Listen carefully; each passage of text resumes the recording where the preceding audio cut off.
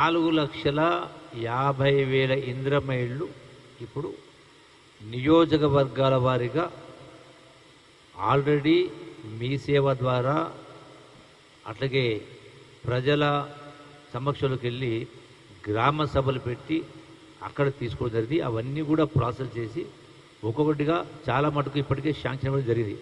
I think subject correction 4,50,000లో మెజారిటీకి ఇప్పటికే sanction ఇవ్వడం జరిగింది. ఇంకా కొన్ని ఉన్నాయి. ఇవి కాకుండా డిమాండ్ అనేది ఇప్పుడు 22,000 కోట్ల రూపాయలతో సుమారుగా 4,50,000 మంజూరు చేసినాం.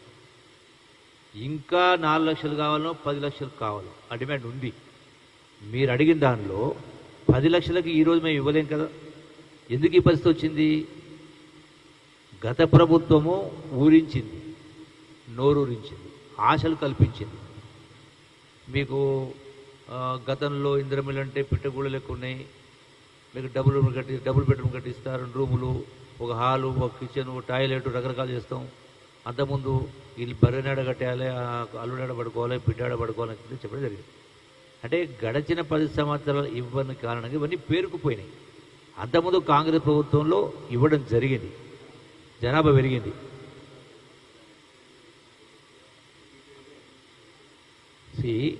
ఇందులో కొన్ని ఇచ్చినటువంటి వాటికి కొన్ని వెరిఫై చేసిన తర్వాత కొన్ని క్యాన్సిల్ అవుతా ఉన్నాయి. అంటే వాళ్ళ అర్హత లేనివి తీసేస్తా ఉన్నాం. అటువంటి దాన్ని మీరు రీప్లేస్ చేస్తాం. సో మీరు 10 సంవత్సరాల నుంచి చేయని దాన్ని సంవత్సరం ఆల్మోస్ట్ ఇవి మంజూరు ఇచ్చి కూడా I think not more than 6 months. 10 సంవత్సరాలు చేయని దాన్ని ఈరోజు మేము ఇచ్చిందని అప్రిషియేట్ చేయాలి కదా. అది ₹1, ₹2 కాదు కదా, 20,000 కోట్ల రూపాయలతో ఉంటే ఇష్యూస్ ఉంటాయి. జనాభా పెరుగుతూ ఉంది, డిమాండ్స్ ఉన్నాయి కాబట్టి డెఫినెట్గా ఇట్స్ ఎ కంటిన్యూస్ ప్రాసెస్. ఒక్క రోజులోనే మొత్తం పూర్తయ్యే కార్యక్రమం కాదు. మళ్ళీ నెక్స్ట్ ఫేజ్ ఇచ్చినప్పుడు నెక్స్ట్ ఫేజ్ ఇచ్చేటప్పుడు ఏర్పాటు చేస్తాం. ఓకే,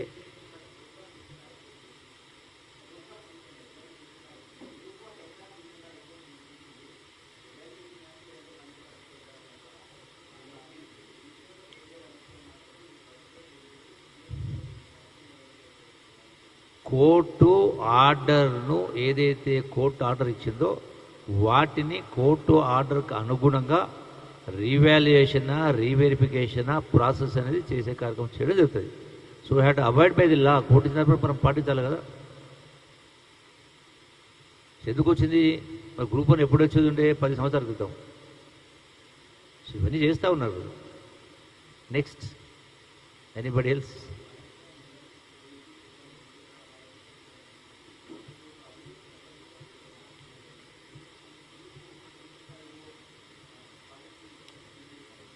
అది కూలిపోయింది కాబట్టి, అది టోటల్గా కుంగిపోయింది కాబట్టి దానిపైన వాళ్ళు మేము గొప్పగా చేసిన అందరూ ఉన్నది పోయింది కాబట్టి పంపింగ్ అనేది చేయలేకపోతున్నాం కదా. సో దానిపైనే విచారణకు ఇవ్వడం జరిగింది. ఆ విచారణ ప్రకారం గోల్స్ కమిషన్ రిపోర్ట్ ప్రకారం ముందుకెళ్ళే కార్యక్రమం జరుగుతూ ఉంది.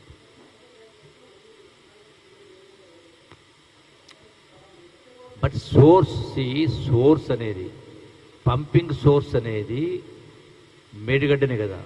పంపింగే కానప్పుడు మిగతావన్నీ కూడా నిరుపయోగం అవుతాయి కదా.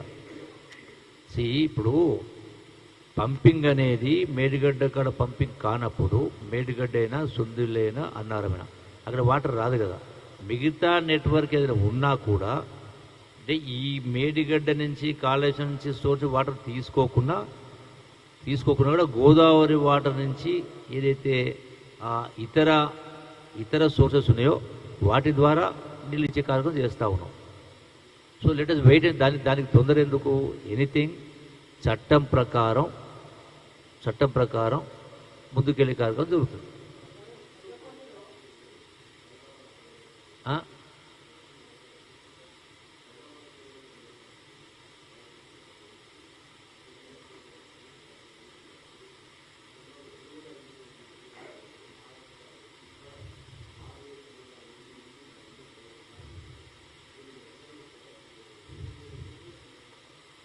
ఇది ఒక్క సంస్థ, బేసిక్గా ఇది ఫార్మా కంపెనీ కింద లైసెన్స్లు, పర్మిషన్స్, దాంతోపాటుగా దీనికి సంబంధించినటువంటి కంట్రోలింగ్ అంటే డ్రగ్ కంట్రోల్ సిస్టమ్ అంటే డిపార్ట్మెంట్ అవుతుందో టీనాప్ ఉంటుంది, రెండోది ఫార్మా ఒకటి ఉంది, ఇండస్ట్రీకి సంబంధించి ఒకటి ఉంది. సో వీటన్నిటిని కూడా ఈవెన్ ఎక్సైజ్ కూడా ఉంది. సో ఇది సమాచారం అనేది తెలియడం జరిగింది. బేసిక్గా ఈ అన్ని organisations responsibility, not is individual. నాకు సమాచారం రాగానే అందుకనే ఇమ్మీడియట్గా గ్రౌండ్ రియాలిటీ తెలుసుకొని నెట్వర్క్ ఏంది, ఎక్కడికి వెళ్ళి వచ్చింది, ఎందుకు జరిగిందో డెఫినెట్గా రిపోర్ట్ రాగానే ఎవరైతే బాధలు ఉంటే వాళ్ళపైన కూడా చర్యలు తీసుకునే కార్యక్రమం చేయడం జరుగుతుంది.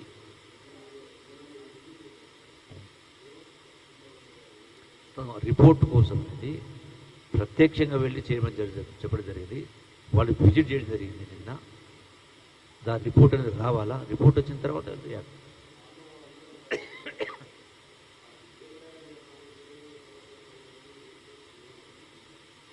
ఎందుకంటే ఇందులో అది ఎక్సైజ్ డిపార్ట్మెంట్ ఇచ్చిన పర్మిషన్ అటువంటిది సంస్థ కాదు.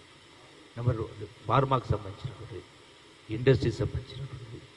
సో దానికి సంబంధించినప్పుడు మీరు కూడా వెళ్ళి చూడాలి, మీది కూడా రెస్పాన్స్ తీసుకోవాలని చెప్పలేదు. దానిపైన ఫస్ట్ హ్యాండ్ ఇన్ఫర్మేషన్ తీసుకోమని చెప్పని నిన్న మా సంబంధించిన డిప్యూటీ కమిషనర్ వాళ్ళని పంపడం జరిగింది.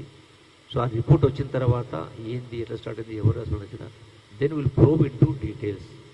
ఇది వచ్చిన తర్వాత మేము టోటల్గా దానిపైన ఫర్దర్ ఇటువంటివి ఎక్కడెక్కడ ఏమైతుందో చేసేటువంటి కార్యక్రమం చేయడం జరుగుతుంది. Probably in a day or two. Hello? Mic testing? Okay? Gandhi భవన్లో ఈనాడు ముఖాముఖి కార్యక్రమంలో భాగంగా ఈ యొక్క ప్రెస్ మీట్లో పాల్గొంటున్నటువంటి కేటూరు వెంకటేష్ గారు, OBC national coordinator, Indira Shobhan గారు, కాంగ్రెస్ సీనియర్ నాయకురాలు, Srinivasareddy member minimum wages board, Galeddi గారు, అట్లాగే పసుపుల నరసింహ గారు, మీడియా మిత్రులందరికీ నమస్కారం. మా ప్రభుత్వం అంటే ఇందిరమ్మ ప్రభుత్వం, సోనియా గాంధీ గారి నాయకత్వంలో, మల్లికార్జున ఖర్గే గారి నాయకత్వంలో, అట్లాగే రాహుల్ గాంధీ గారి యొక్క లోక్సభ ప్రతిపక్ష నాయకుడు గారి వారి ఆధ్వర్యంలో కూడా రాష్ట్రంలో రేవంత్ రెడ్డి గారి ముఖ్యమంత్రి గారి నాయకత్వాన ఎన్నికల సందర్భంగా మేమందరం కూడా ఏదైతే చెప్పడం జరిగిందో, కాంగ్రెస్ ప్రభుత్వం ఏర్పడితే అంటే ఇందిరమ్మ ప్రభుత్వం, ఇందిరమ్మ పాలన వస్తే ప్రజలకు చెప్పినటువంటి ప్రతి అంశం పట్ల ప్రజా సమస్యల పరిష్కారం కోసం కృషి చేస్తామని చెప్పడం జరిగింది, అమలు చేస్తామని చెప్పడం జరిగింది. అందులో భాగంగానే ఈనాడు కేవలం సెక్రటేరియట్కే పరిమితం కాకుండా, మా నియోజకవర్గాలకే పరిమితం కాకుండా ప్రజలు అటు ప్రజాభవన్లో